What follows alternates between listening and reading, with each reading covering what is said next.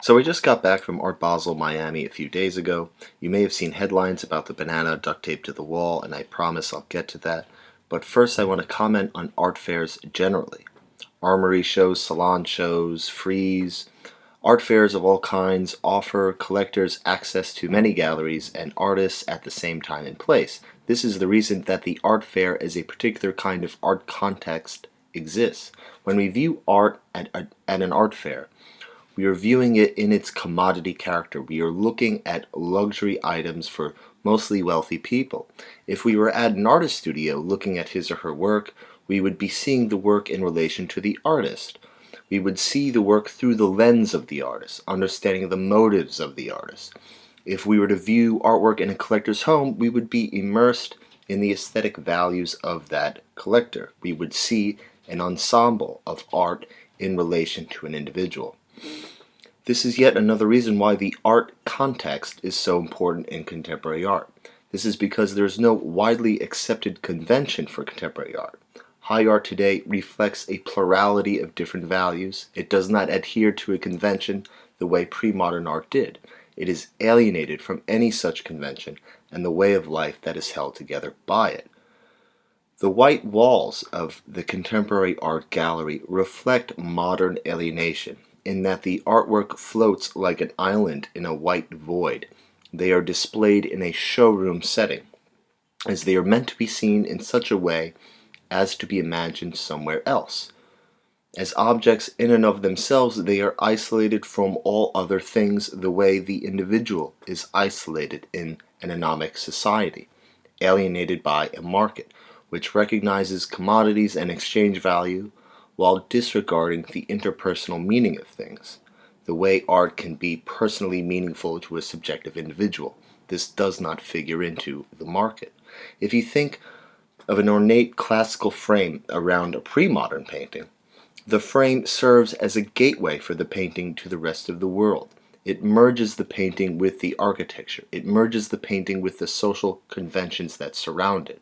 It says to the viewer, this is a part of our society, the way you are a part of society, as you too are framed within the conventions of architecture. The commodity character of contemporary art does not nullify the greater meaning that any individual may find in a particular work. It is a feature of it, but is not essential to what it is. Collectors of art surround and situate themselves within an ensemble of artwork which is representative of their values and taste. By doing this, whether you're collecting expensive art or hanging family heirlooms on your wall, when we furnish our surroundings, we affirm our lives, we affirm our interests and thoughts, and we use objects to do this because they are more durable than our own caprice, and they are more durable than the ephemera of what is merely fashionable. That is what art at its best can do for the contemporary person. And you don't need to spend a fortune to cultivate a collection that is meaningful to you.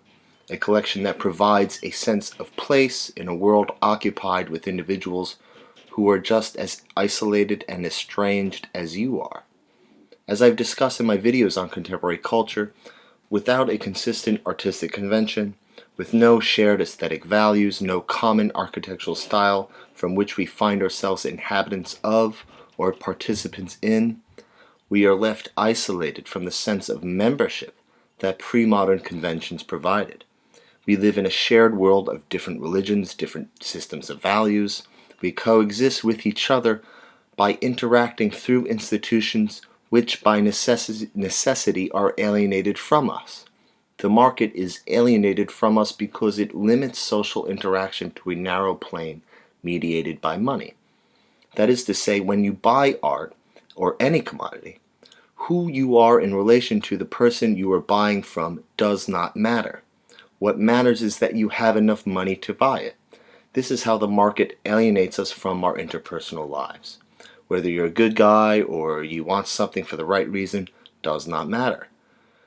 That being said, art is a very personal kind of commodity. Our tastes differ from one subjective individual to another. So the plain fact that a work of art can be bought or sold does not nullify the significance of that work of art. Now, some shallow person could buy a painting just because his slightly richer friend owns one, while he in fact doesn't care about it. In which case, You could say he fails to see past the commodity. But if you separate any singular work of art featured at Art Basel from the context of an art fair, it is no longer dominated by that context. It becomes easier to look closer and see the deeper motives present in the artists as they made the work. You could see why it appeals to a certain taste in art, why someone else may find it significant. When we look at the spectacle of an art fair like Art Basel, we experience the artwork with the attention span of something we consume on our smartphones. It's like swiping on some dating app. Everything is totally overexposed, and it seems like each work of art is hemorrhaging internally, and all meaning is drained and everything becomes a decorative item. So many people within the art public are reviled by this event.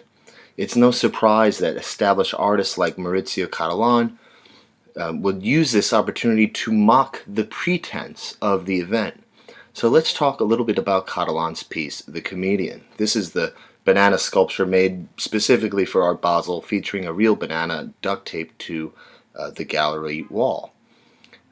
This ceases to become itself when taken outside the context of the event, is the first thing I want to say. It is in some ways site-specific to the art fair, and given what I've just said, you could see why an artist like Cattelan would do such a thing. Why should he reduce his more serious work in an art fair that reduces everything to home decor? He doesn't need to. He's already established. He's already successful.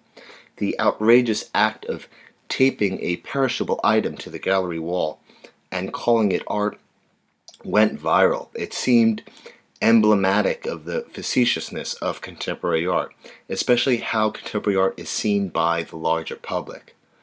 For the much smaller art public, Cattelan's piece was nothing extraordinary. There are countless examples of art which seem to mock the very pretense of making art. This goes back to Duchamp. Artists have been doing this for over a century. Nevertheless, Cattelan's piece went viral. It demonstrates how ordinary educated people dismiss contemporary art. It gives people what they want to hear. Let's break down some of the different perspectives from which we can interpret a work of art from. For any work of art in our postmodern society, there is the work as it is for its owner, the individual who possesses it as property, as a commodity. Then there is the mode of the work that stands independent of its owner, what it seems to say to anyone who may come in contact with it. In this way, it is for everyone. And before it is any of these things, it is first an extension of the artist who created it. In some ways, the work of art substitutes the presence of the artist. It is originally for the artist before it is for everyone and or for its owner. The artist conquers these different modes by showing awareness of them. The work becomes more than just a commodity. It could be a public spectacle in the mode of for everyone. It could be a prank in the mode of for the artist.